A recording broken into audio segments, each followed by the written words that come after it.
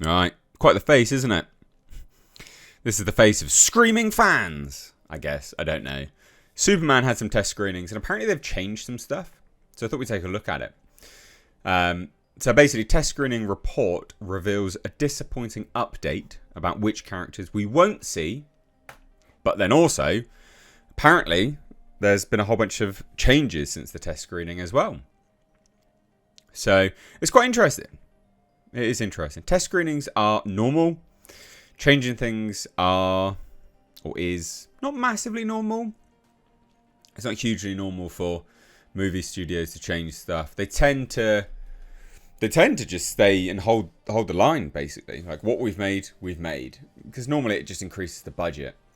And the budget of Superman is said to be insane. So I'm surprised that they changed stuff, but maybe it's for the better, because they clearly want to make this a good film, and they need it to be good. So let's dive into this. Do hit subscribe if you are new here. It'd be great to have you here more often. But anyway, Superman, rumoured to have undergone significant changes following recent test screenings. We'll go with this first, and then we'll cover the other report that I pulled up as well. So, hearing conflicting reports, so take this with a pinch of salt, obviously, about James Gunn's Superman for months. Whilst the initial word from the first internal test screening was not especially positive, reports from more recent test screenings of the DCU reboot definitely sound more optimistic. At the end of the day, opinions are always going to vary, which I have said before. Because a lot of people, when the first kind of reports were coming out, people sort of argued against it because there were conflicting reports within the first round of test screenings. It's like, well, yeah, because no one's going to have the same opinion. Well, not everyone would have the same opinion. But it says this: even disregarding anything we've been hearing from outside sources, the fan responses to the various trailers and spots we've seen suggest that Gunn's take on the Man of Steel is not going to be everyone's cup of tea, which I would agree.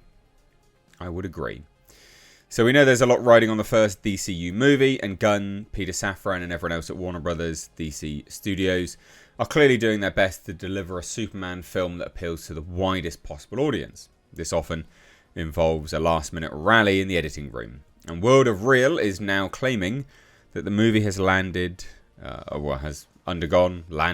changed big changes following the recent test screening. So according to World of Real, it says this: tensions are high at Warner Brothers, where CEO David Zaslav and DC Studios leads James Gunn and Peter Safran are scrutinizing every frame to avoid another franchise misfire. So apparently up to 25 minutes have been trimmed, which is a lot. That's a hell of a lot. From an earlier version of the movie, which was said to lean heavier on humour. I would say that's a good thing. I don't want like a real thigh slapper of a Superman movie. So Ruimi, so World of Real, claims that one of the film's editors was quietly removed mid-process, leading to a slight reworking of the film's structure, and this was somewhat of a tweak and signalled a slight shift in how the story was being presented. Some key sequences were shuffled, and minor scenes were added during recent reshoots. Interesting. Now, we'd have heard something similar to this from Viewer Anon. So he said, or they said, I don't know, genderless, whoever it is, says, always possible someone has info I don't, but just for the record, I've heard nothing about the film's structure being reworked, and if there were several new scenes added during reshoots, it's news to me. I've been told that when you include every round of pickups, reshoots, whatever you want to call them, there was less than a week of total additional photography on Superman. So my bad, sorry, they're saying the complete opposite.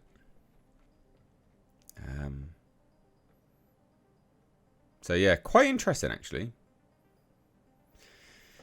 But has heard that there is obviously additional photography, but there's nothing. Yeah. They've heard nothing with respect to new scenes being added. Yeah, interesting. Apparently, there is a final test screening this week. So what's been changed? or what's not been in it, should I say. So